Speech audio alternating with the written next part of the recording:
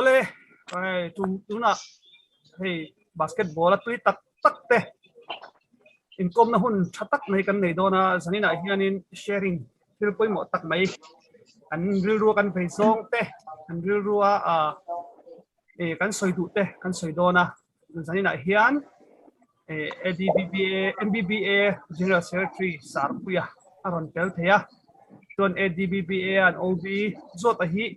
ani na tak nge kelo ba ani Joint Secretary ania ani hi aron tel thei boka tin kan johu ai tu pa sarega aron tel thei boka tin kan coach senior NIS coach Sarkesia aron tel thei boka tuan Sarma rawale Sarpuite coach trainer tel boka chuan anu aron tel tur inom nuala aron tel huna introduction kan non nei ai turanga ila thage ei sara pela miron phone chia kan chaluk nge o afela an record tan chia non lut o he kan tan chia ole o sara pela ron lut don boka chuanin kan topic ka masaber kha ian han soi khal taila ami soi hong tu janin zo tu big kanaya number 1 hi NBA playoff hirlok na tunge champion ang ti hi Sarkesia khan soi hong se thain ka hria o Michael F ka lo loma le Sarkesia NBA playoff number 1 tunge champion irin ti hi soi hon na hatela chain a soi zo huna adu du kan tong doni o Sarkesia hun lo ho khaya NBA kan soi hal pok to na vo prom ve shelo ver ta ji mi kan ni karina NBA hi kan en ve ni maya a team te ka study lo ve ma ke ai shevek zo ko do ma champion tour hi ting ya niang te hi ka din kai per ji mi nang ni pona in jin akarin chu healthy Lakers how andam kim tin Brooklyn andam kim chuan ti kha oi te in ke marin dan mai mai a chuan ania apa khe chu team than nia kheng sang thei vek an ni rolin champion thei vek an ni to rolin tam kim chau chua hianin a Klay Thompson chu dam man lo tur chiang sa ni to ta Lakers mo khi ke ma chuan in kan ring deuh bera number 1 a toy zogin tok mai nga tro ale Sarpuya kha ron pitchin vesela ani Lakers boss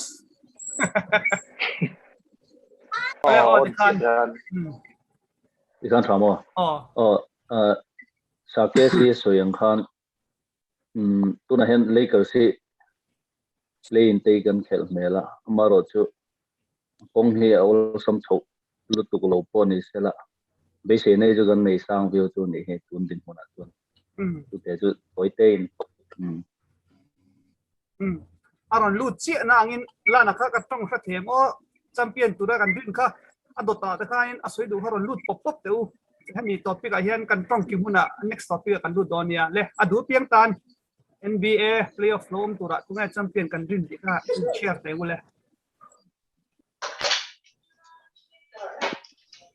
Final. Ini kasi kering daw bunay si. ama dom do ne Lakers kan din do furme angor kan pin pop pop teng cheu puite kan pin lo kan Dia man kering lo. puite kan pin lo puite le kapin lok puite ngai dan nai thalok ang itu engine load 76% engine dek yang 76 small second box box le 76% kan dah he ale chuan dot le kan pin le chu khonge Michael F ka bowl le manami Ya. Tekom. enge tungai le Ya. Sarkesia soyang khanin player sa ondam ki mga ya. Masabera chuan ni tin. Lakers po hi Lakers buong khan Lakers chan du ya sang chu chimen ka na chuan player kan dam kim thada tuna tunge shoulder adama LeBron James adam thada tin Anthony Davis po to na he injury prone no to ko ne andam that chuan Lakers so karing khop mai ba ga tu na hianin play na an tuna seeding ang hi chuan play nang khel don ta hemi play na hianin Warriors ai tum don ta ne kari na chu tuna cha thal tu ga maro chu tuna an playing khel tu ne na an lu chodan tura po hianin na fuing ka shia ni lo ta se playing khelo ta se ke playing khelo ta se tipper so vel an tum turin karinga tuna hemi an seeding hi chuanin Warriors atanga play han khel choze se amani potemin team chemistry le structure le polo na lo zol do denga ka be se vio ni tipper sin nom thau ni ko mai khanan thazo inga se tipper si tuna tak hianin anu puromin ka shia tilawa chuanin ni champion ve chu kan be se kop mai he Lakers sau khani ale ado da Sarega kan pin velenga o Sarega nang Lakers bokini bokan se ve de la hello Trung sẽ thêm kha the Lakers nên bring được for anti defending champion nha Lakers anh thấy cả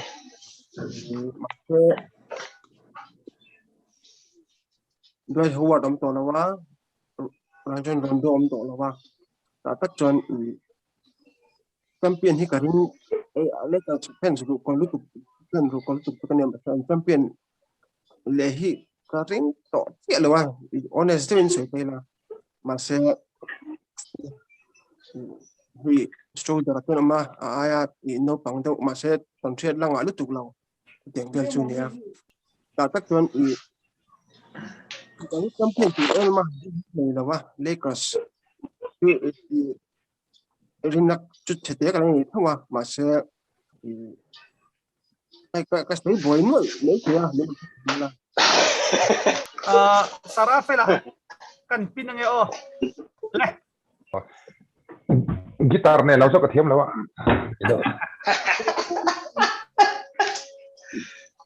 cái phát tôi cái ni ale ka si ni rin thiam an har khop mai champion tour ka ring lo ngam lawa ka tan berte ni amaro chu kha tu sin ge phe na chon ni sanin report ni na edia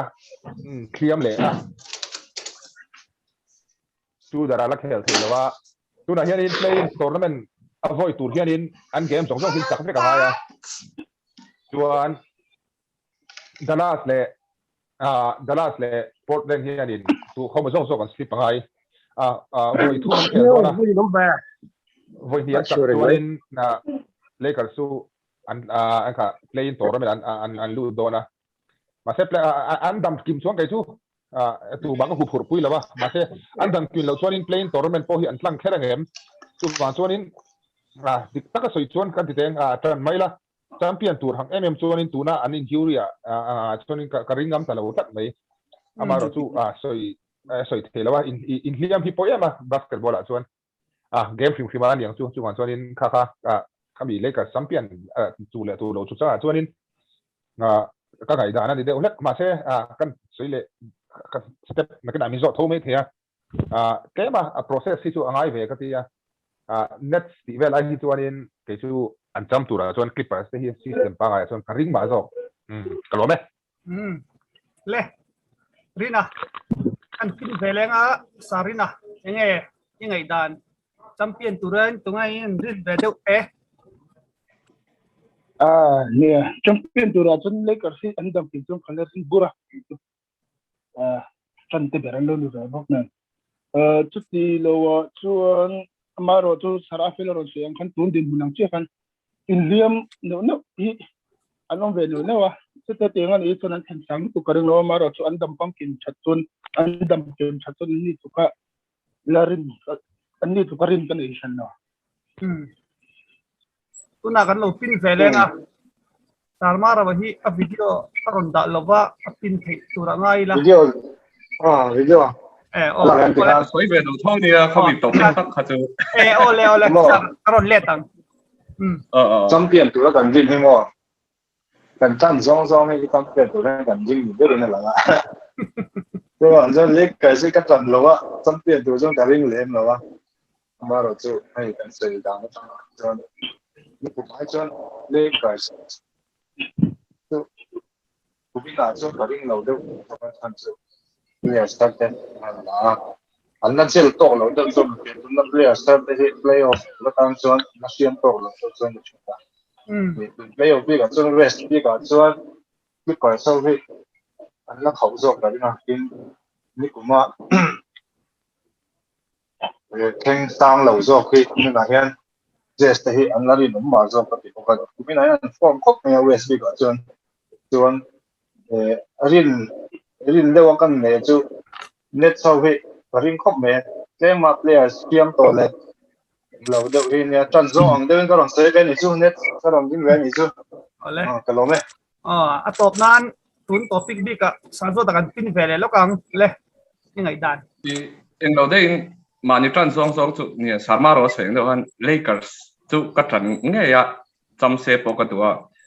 อีมาเซอีสต์มา Bucks เลยเนี่ยอันเดนเวอร์โอเวอร์ตาอี Clippers อันนั้นมาอี West คอนเทนเดอร์อันชัดชิมตานี่มาเซ Lakers บิ๊กกันสวยจะเอาลูกจาก2004 Detroit Pistonsจำตุ่มข้าอังกัตยาอีตัวนั้นอันตีดานที่ซีซันจันทีระอันนี้ฟอร์มดานที่อันเกมจุกเอ็นตั้มบักช่วงเรานั่งอินอีแฟรงค์โวเกลันอัลลาคอมดานฮะเลรี่บราวน์อัลลาคอมดานฮะอังที่กัตติลุตัวก็ยังไง defensive minded นะวินนี่กุมพอนอันเขียนนะสัตว์ defensive player นั่นแหละนะสัตว์สักแค่สิตั้งไงดานจุกก็ชัดช่วงเรานั่งอินมานี่เราไงเฟดานนั่นอีกตัวยังไงเกมเป็นตัว defense จักอัตุมันหมดเลยก็เตรียมมาเซ defense สินจักโดนตาเซoffensive firepower ในฉลองก็ตีเฟรทั้งหมดตัวนั้น offensive game รู้ตัวกันจนก็50-15ก็ละมาเสียเล็กก็สุดจำเซก็ตีอาจารย์จู่อันมานี่ตัวนั้นโมเมนตัมปนอีกแบบว่าเลบรอนเจมส์เฮียนตัวนั้นอัน playing tournament เวลาที่จู่ carry ให้ตัวร่างไอ้ไตละเอทีโปดัมมันนั่นนี่จน healthy Lakers จู่จำจู่ก็ริงดาวเบอร์เขา experience อันงาเบอร์อันหล่อมั้งไหมจำเตะก็เราเบลล็อกให้เงี้ย yesเราฟินห้าหลังเจ้าLakers เนี่ย Lakers in setup ด้านที่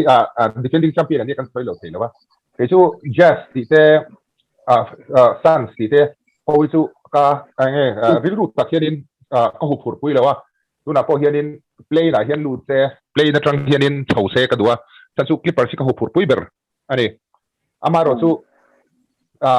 กันสวยอย่างเดวินมันนี่ปองกุปะกันสวยต่อเท่าว่าค่ะมีดังเสียตากันติดเต็งให้กันริโก้แต่ถูกบอกว่ากันสวยดูสู้อันที่บินฟอร์มด้านที่นี่กูไม่ฟอร์มด้านเนี่ยขั้นอินนั่นเหล่านั้นเท่านี้ฉันสุดที่กูขั้นนี้เทรดเดดไลน์นั่นแหละเองที่ก็เตียงขั้นมีฟรีเพลย์ลักบายเอาทีเวลาขั้นตู้มันแล้วว่าตู้มาดูเราปฏิเจอร์สมิธเลยเดรนเวเตอร์ค่ะขั้นมีอันโรสเตอร์ที่ขนาดนั้นไม่มีแต่มาเสียกุมทั่วนี้อันสควอตขั้นอันเขลเขาวันนี้ทุกคนมาส่วนนี้เมนเพลย์อันมันเดือดตัวดรามันเต้นบายเอาตาให้อันที่สมัยนี้อะไรเจลเราตูรู้ตัวสกีเบลลี่สวยอันเดียวกันนี้ดรามันที่เกมเขียนกันเอ็นเท่าส่วนนี้เป็นช่วงให้เราอมได้ใช่ไหมตัวเป็นช่วงอมที่ดีไซน์ที่เราสกเสียงอย่างเดียวกันนี้อันนั้นสวยถีนะสู้ๆเก็บพออดีตก็เดียจู่บางส่วนนี้Lakers ที่นี่กูมันตีเราอันตีตาจู่ให้ตัวน่ะอันrole player จังไกด์ดูนี่ตัวค่ะอัน shooter อัน number 7นะที่McLemore ที่Ben McLemore ที่อันละให้เตียงที่minute สร้างกันไปเลยส่วนนี้ season ตัวนักเขลกันที่เตียงWesley Matthews ที่Montrezl Harrell ที่DNP นี่ซะอุตส่าห์สุดท้ายแค่โซ่ละเฮียนdo not play DNP ที่อันนี้ดูว่าบ็อกซี่สุดท้ายส่วนนี้โวกเลยที่แค่ตัวบอยเวเดอบอยเวเดอเฮียนกับเชียอาจารย์สู้ตัวนั้นให้ซีซั่นที่เราจะมาอย่างที่ชูเดอร์เต้อย่างมอริสเต้ส่วนนี้คูสมาเต้เฮ็ดอย่างโอเคซีพีเต้ส่วนคารูโซเต้เขาหวังที่ก็ดูไอ้อัมังเต็มเลยก็ที่ส่วนให้อันบอยที่อย่างก็ที่เลบรอนให้ลงเคลเซ่อามาอังกูปักเคลังขันนี่โดนเลยที่ก็อาเจียนอาจารย์สู้ที่หลังเกมนี่รอนดิจันคิงส์เล่ไงก็ที่คิงส์เล่ Raptors khana thiang maya Raptors kan khel thim phim te khan tiam bi chuan dia khel chu khel tha ma te khami khel tha an khel tha na san kha an motion offense an ket buang lu tuk wang kha ni thei pa ka da chu wa chuan Lakers si an favor lo riau ka ti ke ka mu dan chuan pe paren chuan ni LeBron chu la na soidan takin ka daw ngam to lo te ni ku playoff kanin adi ka tia daw chu harama se tu season injury a career kan ento het yang injury re hi nei ngai lo re ka ma se hey chuan lam tam ta oma 70 plus or break an nei chawan an ni hian bidang chuanin re tak chung break an nei a ka tia te po khan fatigue hi ron la lang thengem ti te kha ania amaro su ke chu an system hrim hi adik lo deuem tung kum hi defensive chuanin pakhanna ni te ma se an buai rude utat kati su ka ron bel du kalome bekhani sar apela soi nakia khan beldu cha anga khami khan ni lo han ti du kan omani chonin honglok tem tupo lo lu thei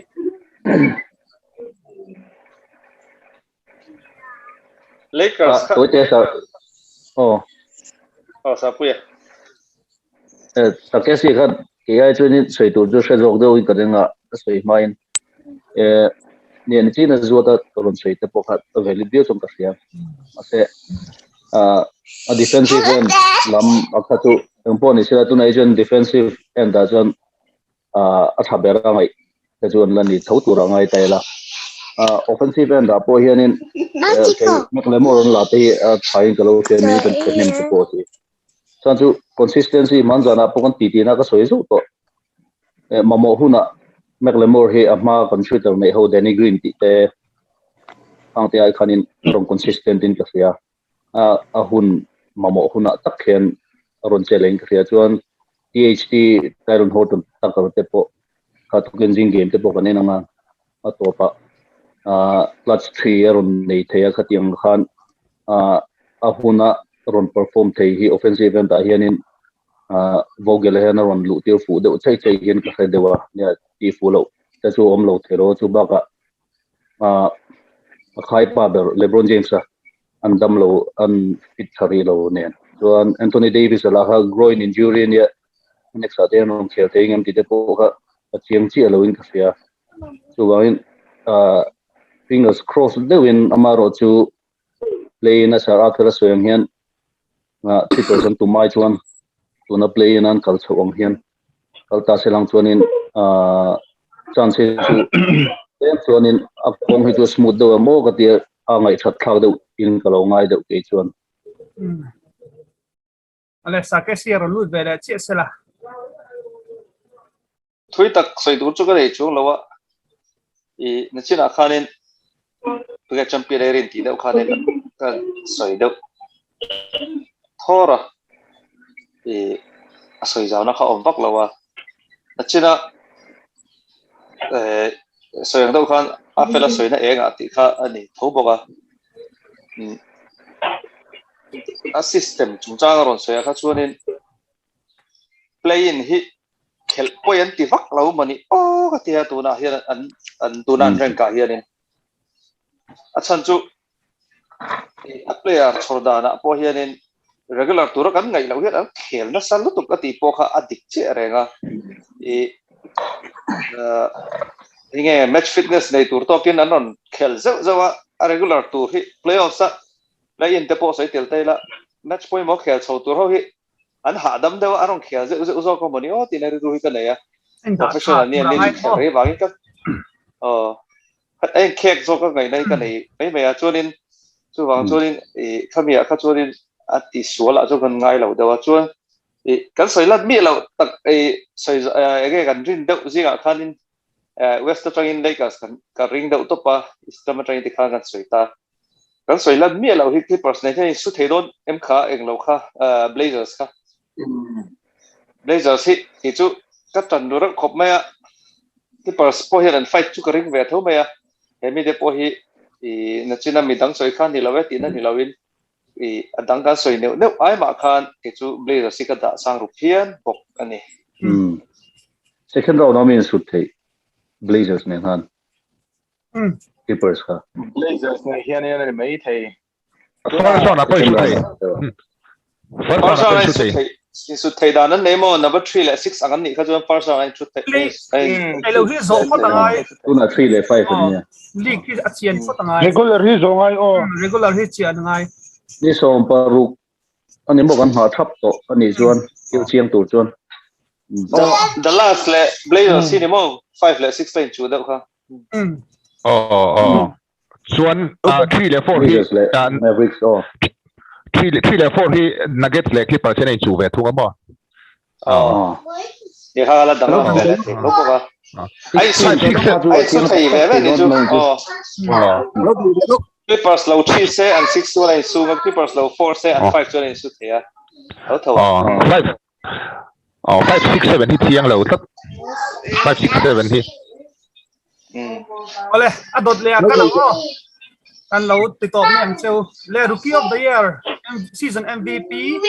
Defensive Player of the Year เลย Coach of the Year ข้างเขาปาลีใช่ค่ะอินรินเขาค่ะอินสวยโชกันอ่ะแต่สวยขาดด้วยตัวเองกันตัวนั้นอ่ะ